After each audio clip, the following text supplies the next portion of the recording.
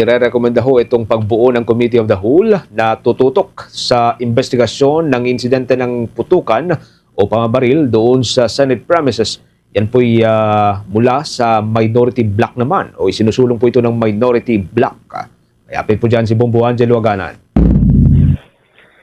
Bombo Genesis, Bombo Ever, isinusulong ng Senate Minority Block ang pagbuo ng Committee of the Whole na siyang tututok sa investigasyon ng naganap na insidente ng putukan sa Senado noong Mayo at 13. Matapos nabuksan ng ilang senador sa minorya sa plenaryo kahapon ang naganap na putukan sa mataas na kapulungan at nauwi sa iyakan ng pagtatalakay sa insidente, iminungkahi na ni dating Senate President at ngayon Minority Leader Vicente Tito Soto III na mas mabuting bumuo ng komite na miyembro ang lahat ng senador. Bagay na siya namang sinang-ayunan ni Senator Erwin Tulfo dahil maraming komite rin umano ang tatamaan sa isasagawang investigasyon, kung kaya't mas mainam na magkaroon ng isang buong komite na tututok sa investigasyon. Sa eksklusibong panayam ng Bombo Radio Philippines, sinabi ni Tulfo na bagamat aminado siya na magiging matrabaho at maraming kakainin na oras ang pag-iimbestiga ng komite, magiging mas epektibo rin umano ito sapagkat dito ay matatalakay lahat ng pwedeng imbestigahan, kabilang ang sabay na pag-alis ni Senador Robin Padilla at Senator Ronald Bato de la Rosa sa Senado. Tuloy niyan pakinggan natin ang mga bahagi ng pahayag ni Senator Erwin Tulfo. Sir, Angelo Aganan po from Bombo Radio. Saan nakita po na sumakay si Senator Bato sa sasakyan ni Senator Robin palis ng Senado? Any comment on that po, Sen? Yan po ang gusto ko pong tanungin. Kaya nga po, dito sa lahat po yung lalabas po lahat. Kaya pumayag din po kami. Pumapayag kami sa minority na magkaroon po ikang committee yung as a whole, the whole body na mag-imbestiga para matanong po namin. Hindi po ba matanong namin si Senator Robin, is this true? And sasabi ng CCTV para may pagkakataon din siya na itanggi niya na hindi siya sumakay sa amin. Hindi, matanong din namin si SP Cayetano o ano mo sasabi niyo po rito, hindi natin pinapasok ang NBI, aalis din naman pala siya. Sinasabi po nila, hindi naman siya arestado kaya malayo siyang makalabas, makapasok dito sa Senado natin. So, yun po yung mga gusto po nating tanong. Kaya gusto po namin talaga magkaroon ng investigasyon. Kasi napansin ko kahapon, wala lang, parang kalimutan na lang natin. Hindi naman po pwede. May accountability po tayo. Yung mga tao po, yung tinakot natin yung mga kasamahan, yung mga empleyado, maging mga media, tapos ganun-ganun lang. Kailangan talagang maimbestigahan. Ano ba talaga? Inatak. Kaugnay nito, binatikos din ni Tulfo ang umunay pagiging palpak na Commander on the Ground, Suspended Sergeant at Arms Mau Aplaska at OSAA Forces dahil sa hindi nito pagtalaga ng security personnel sa silid kung saan namalagi ang mga senador nang nagaganap ang putukan. Dagdag pa niya, dapat magkaroon ng tamang training ang mga miyembro ng USAA para maging handa kung sakaling totoong mangyari na lusubin ng Senado ng mga armadong grupo upang masiguro ang seguridad ng mga nasa loob ng gusali. Dapat din aniyang magdagdag ng anti-riot forces sa labas ng Senado upang maiwasan ang kaguluhan, lalo pat magsisimula na ang paglilitis kay Vice President Sara Duterte. Dapat na umanong asahan ng posibleng gulo sa pagitan ng pro-Duterte at anti-Duterte. Muli pakinggan natin ang mga bahagi ng pahayag ni Senator Erwin Tulfo. Kasalanan po yun ng the commander on the ground. Si Aplaska po yung commander, di po ba? Dapat po sabihin niya, sir, may gusto pong pumasok pero dyan lang po kayo. Sinecure ko na po yung kwarto ninyo. Nandito po, may mga marines po tayo. By hook or by crook, hindi po sila makakapasok dito. Ako na hong bahala. Hindi, baka mali po. Sir, under attack.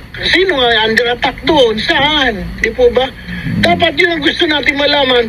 Pag nagkaroon na po ng investigation as a whole, tatanungin ko siya, Aplaska, saan? Bakit di ka naglagay ng tao dito? Ang dami-dami mong tao, wala ka man na pinost. Paano nga pala kung talagang totoo, mga terorista ang pumasok, mga ikang sindikato, nilusob ang Senate, hindi maprotektuhan yung mga senador.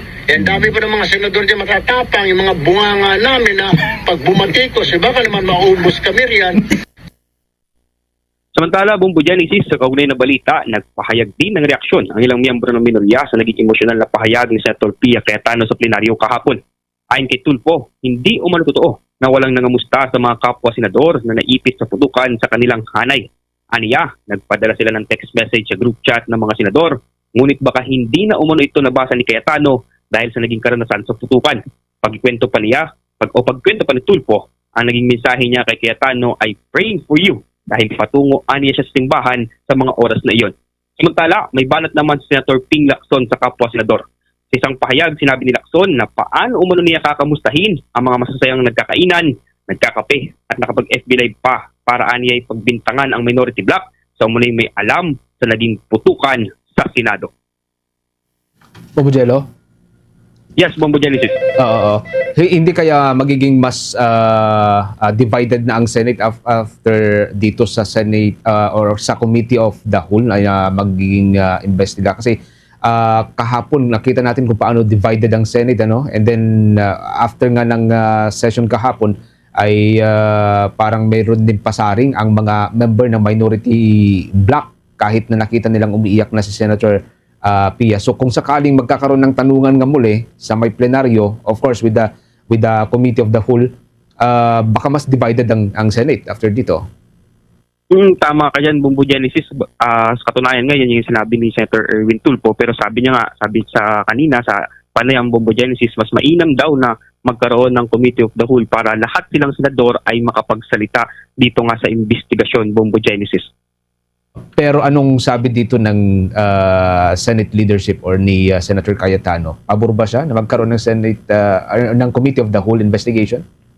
Wala pa. Sa ngayon Bumbo Genesis ay tila mailap pa itong si Senate President Alan Peter Cayetano sa media ngayon, ano? Sa ngayon ay hindi pa rin siya nagbibigay ng opisyal na pahayag tungkol nga dito sa mga usaping ito. Pero sabi niya naman nga kahapon sa plenaryo, Bumbo Genesis, ay asahan naman daw na may ginagawa naman daw ang liderato dito nga sa incidenting naganap sa Senado, Bumbo Genesis.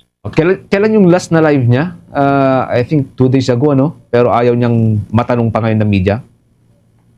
Yes, Bumbo Genesis. Actually, Bumbo Genesis, nagre-request nga tayo ang mga media dito sa Senado na makapanayam itong si Senate President Alan Peter Cayetano o kaya ay mag-live na lang siya dito sa Facebook. Pero wala pang tugon ng Senate President Bumbo Genesis.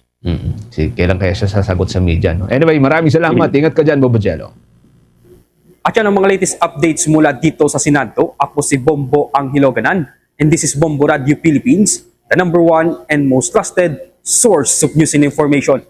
Basta Radio, Bombo! For the most trusted source of news and information, visit our website at www.bomboradio.com. Follow us on Bombo Radio mobile app, Facebook, YouTube, TikTok, and X, formerly Twitter. Like, share, and stay connected. Anytime, anywhere.